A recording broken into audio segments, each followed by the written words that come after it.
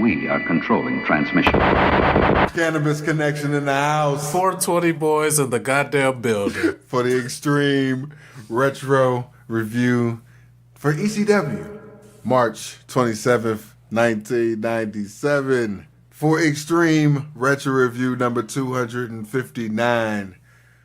If you have the coveted, illustrious, and highly elusive tape trader edition of this show, you will know that 55 minutes and 22 seconds were disclosed to you officially for your purview to witness ECW and its greatest view. Hashtag bars. My man to the right of me watching this show via the WWE Network, which is on Peacock. Yeah, let's go. You know, seeing it at crystal clear clarity. Goddamn right. Getting worked at his own convenience for $9.99 a month because NBC Universal wants to whore and give out money and be the digital simp. What? To Vince. To lease their product. And Vince being the willing bitch that he is going, hey, come here and give me some money, please. Yeah, just, you know what I'm saying? You put it on a dresser. Your thoughts and views as well as the time from the WWE Network. My thoughts and views of this particular show. The main takeaway that I got from Rick Rude is that he must really, this show was that Rick Rude must really love his family and shit because I understand needing the money, but he does what he does the smart way. You know what I'm saying? I see why he wears the mask now. That respect. The time for the show was 47 minutes and 26 seconds. Yeah. I don't know. I can't get into it without spoiling, so I'll let you take it away. So we start with a montage of Gary quitting at Hostile City Showdown 1997, spliced with Franny saying repeatedly, "I quit." Gary going to the hospital and ending with a neck brace promo from Gary, Anthony, and the ECW Phantom asking Franny, will you go with Shane or will you come with me? Shout out to woman. Rest in peace. HW, your thoughts of the opening segments. How much is Rick Rude getting paid to be side by side with these two geeks? And I know, because Rick Rude is a shrewd businessman, and he kind of calls his own shots when he can and shit. You know what I'm saying? He's like, yeah, I'll work with those two losers. I'll work with those two jabronis, but I'm wearing a mask. There's no way that I'm going on camera at the same time on screen without a mask. So that's how the ECW Phantom was created. Smart man. We got Joey at the next shilling Shane versus Anthony with the stipulation that if Anthony loses, the ECW Phantom will unmask. The three-way dance is for a shot for the ECW World Heavyweight title, the six-man Jap match, and then Dudley's versus Eliminators 2, Taz versus Sabu, all on pay-per-view April 13th.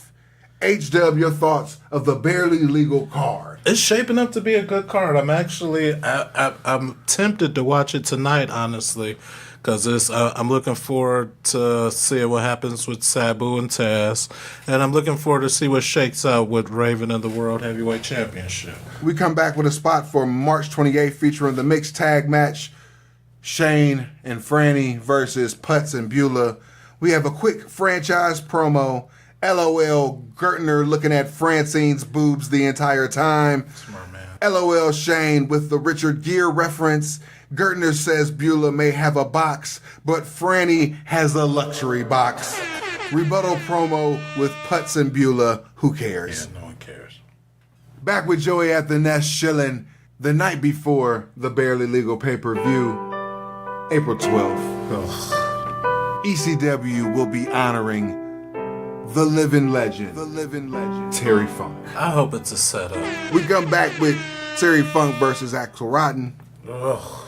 There's a crawler that ECW will be preempted next Thursday, and with the following Tuesday, ECW will be live in Scranton and continue towards April 13th. Axel then beats up Funk around ringside and into the crowd. Clippage back into the ring. Toe hold is countered, but Axel jobs to the DDT. Dud. HW, your thoughts of the match? This is how low we've stooped to. Like, we've stooped to the levels that in a world where I'm forced to choose between Terry Funk and Axel Rotten, I am forced to choose Axel Rotten. And I would do it every single time, every day of the week.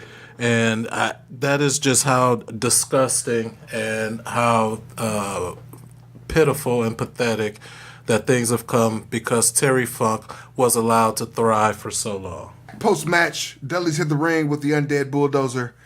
Hack and Putz save Funk, but Funk smacks Sandman. Tommy plays Peacemaker, and the heels jump the faces again. LOL. Eliminators run in to clear the ring. Sandman and Funk are back at it. Raven in the cheap seats is hitting the martyr pose. What the fuck is going on? What am I supposed to pay attention to? Everything. At the same damn time. We come back to a wacky Terry Funk promo saying his greatest bits. He speaks on Raven and wants his title. He wants to win he has to win the three-way first. But if he does, put your money on the Funker. HW, your thoughts of the promo? I hate it. When he did his promo, I just wrote, ugh. The night before Barely Legal, April 12th, 1997. Jesus Christ. At the Philadelphia Airport Hilton Hotel Banquet, ECW will be honoring the living legend, Mr. November, Terry Funk. We're going to need to bring Mad Jack Slater in to do that show.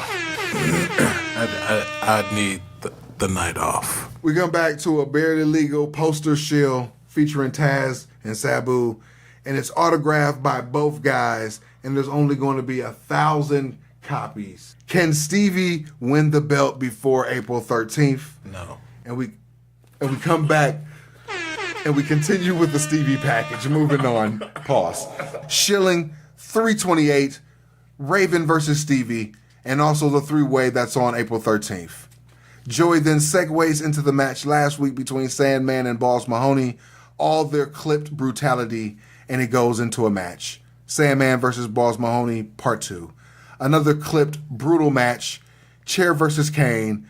Balls, blades on camera. Ugh. Gross. Finally, there's a wrestling move, which is a power slam, and another chair shot.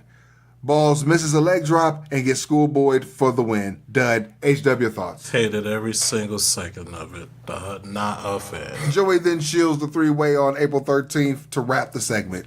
Moving on. We have a March 28th bumper. Moving on. We have a hotline shield. WCW does false advertising. Scott Hall will not be on WCW TV for the foreseeable future. Oh, shit. A doctor writes a very bad prescription. And a Dudley Boys interview, all for $1.99 per minute. Fuck that shit. Move on.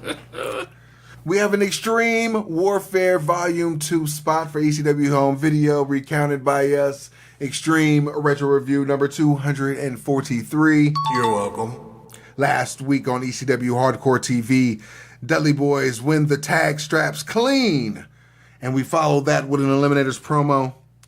They remember their first times. What? Their first day at school. What? The first time they got asked to be with the in crowd. What? And the first time they lost to the Dudley Boys. On April 13th at Barely Legal, the laughing ends. And Cronus ain't even laughing. I like heel Eliminator promos better. HW, your thoughts of the promo? I would have to say that seemed like, and I'm no Saturn promo historian, but that felt like one of Saturn's better promos. So thought Saturn did a good job on that. I'm just curious to see where this goes, especially with the Eliminators having been so dominant up to this point in ECW, and me having the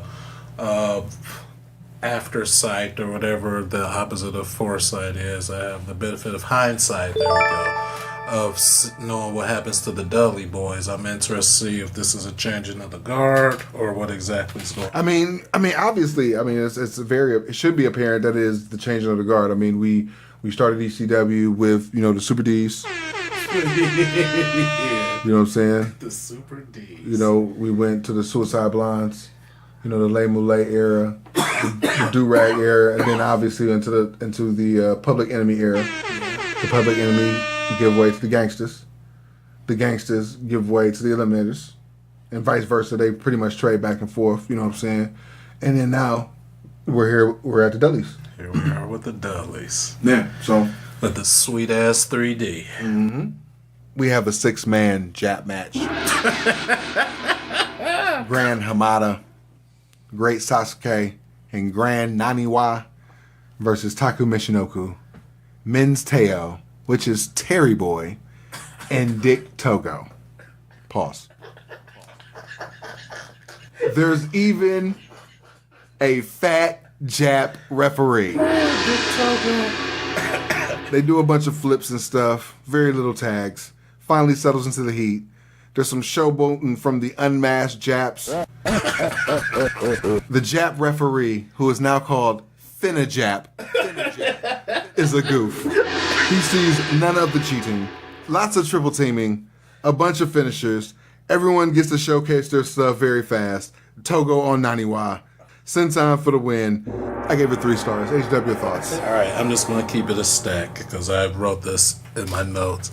So this is a perfect match to play Age of Origins. And yeah, that was a perfect match for that. So I thank the Japs for their contributions and for taking one for the team during WW2.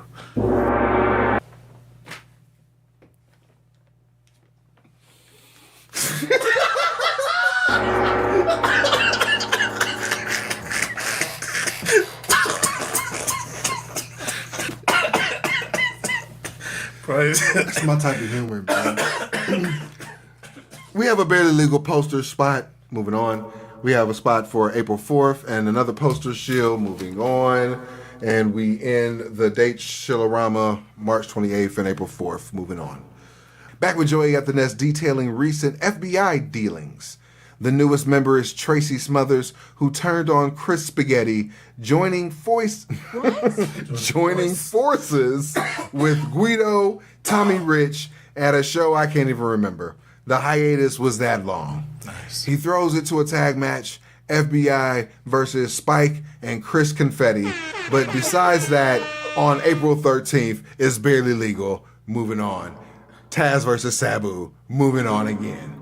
Jobber tag match gets interrupted by Taz, who kills 3/4 of the Geeks and calls out Sabu.